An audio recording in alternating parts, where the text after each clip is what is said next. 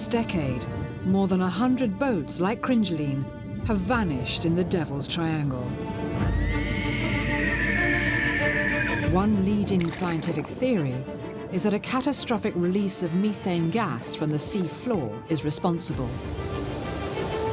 Now a team of scientists are putting the theory to the ultimate test. Engineer Hadrian Spooner is devising an ingenious way to replicate a massive release of gas. A square steel grid will sit 25 feet underwater. Right, all we've got to do now is just get some pipes on it. Okay. Let's go. Sounds good. The team attaches 4,000 feet of hose to the grid. Here you go, Grab. That's a lot of hoses. They carry compressed air from 3 enormous compressors. There we go. That air is being delivered into these yellow lines. Each of the yellow lines will come into one of these manifolds here and then be split and distributed to each of the bundles of the red lines that we have going down there. We've had to use compressed air because obviously methane is highly flammable. Methane and air bubbles behave similarly in water. The effects should be comparable. It's big, doesn't it? It does. It's a very big experiment. The test is modelled after the largest known landslide in the Triangle. It happened over 10,000 years ago. It's about 190 miles long and about 30 miles wide. It could have released a huge amount of gas. The underlying theory is that bubbles reduce the density of water, with deadly consequences for anything floating on the surface. We have here a demonstration where the water in this column represents the waters of the Bermuda Triangle, and this little boat represents a ship that might get sunk.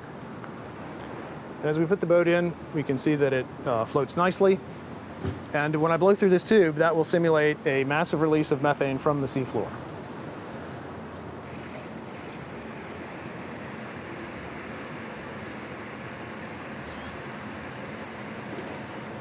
What just happened was we created a mixture of air and water, which is actually less dense than water alone, and that could no longer support the weight of the boat, so the boat sank. It's one thing sinking a small toy, but will the effect scale up in open water? So they tell us this was a really good sailboat in its day. Yeah. And was almost unsinkable. Yeah. So I guess we'll be testing that.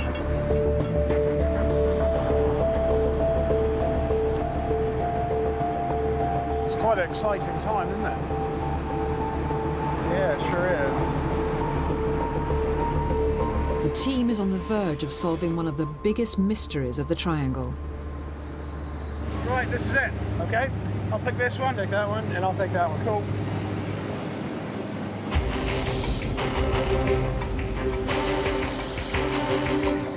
All right, we're starting to see some bubbles.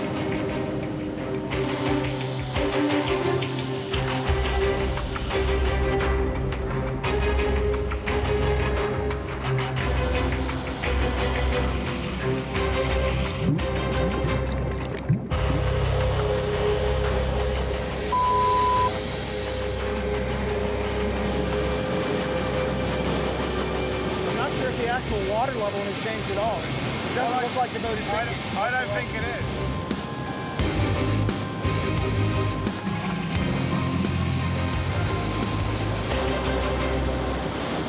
I think we ought to think about moving some of our nozzles inward to concentrate the bubbles directly into the boat.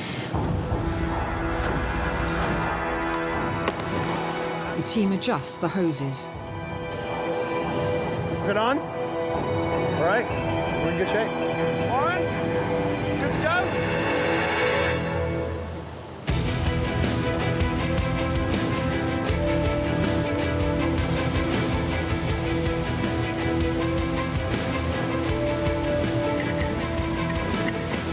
Wow, big difference.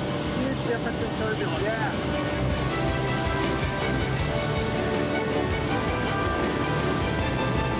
Definitely swelling a little bit, isn't it? I'm not ready to say whether it's sinking or floating, but it's definitely more turbulent. That's what I can honestly say about that. The bubbles aren't sinking the boat, but they have a secondary effect. If we're not careful, we're definitely going to be swamping the boat more than reducing the buoyancy below it. Easily. You can go over the side of the boat. After 2 attempts, it is clear an eruption of bubbles cannot sink this boat. We've shown, a little bit to my surprise, that it is extremely difficult, if not impossible, to sink an actual boat by reducing the buoyancy of the water underneath with methane bubbles or air bubbles or any kind of bubbles. So why did the toy boat sink and not Phoenix? In a confined tube, bubbles reduce the density of water and the boat sinks. But in open ocean, the bubbles draw the surrounding water into an upward current.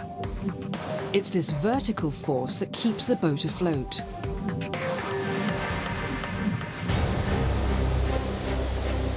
But what if a boat like Phoenix was somehow already crippled? Would methane turbulence then be enough to sink her?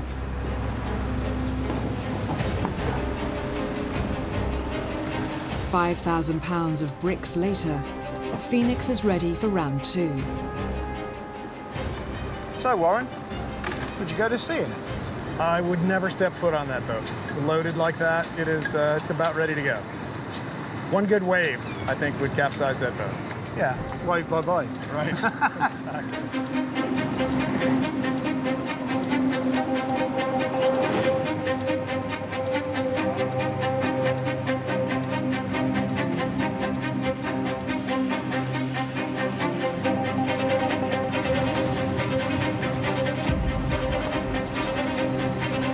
Okay, guys, all together.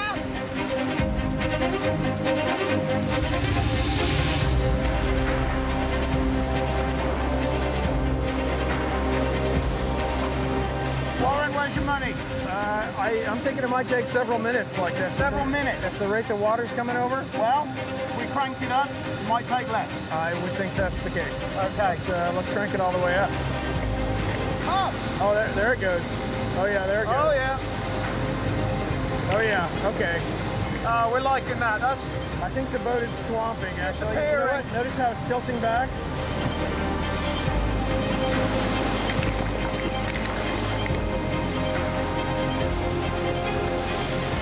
Yep, there it goes.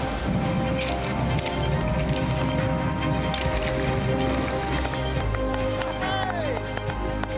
Very good. And there it goes. Tremendous, tremendous. Success, Warren. Absolutely, Adrian. Thanks a We lot sunk for your the help. world's most unsinkable boat. I think we may have. I think we may have. The test is conclusive. A leading theory about the infamous triangle has been disproven. I think it's highly unlikely that any gas release from a catastrophic landslide would sink ships in the Bermuda Triangle or elsewhere.